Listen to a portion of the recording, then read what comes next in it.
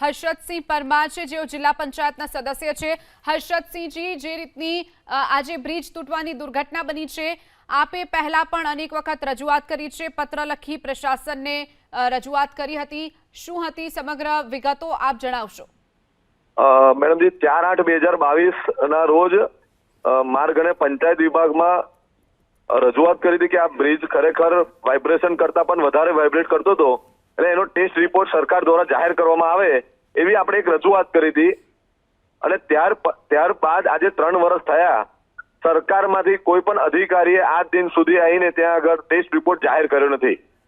અને ખરેખર જે વાઇબ્રેશનની પરિસ્થિતિ હતી એના કરતા પણ વધારે વાઇબ્રેશન થતું હતું બ્રિજ ઉપર। જી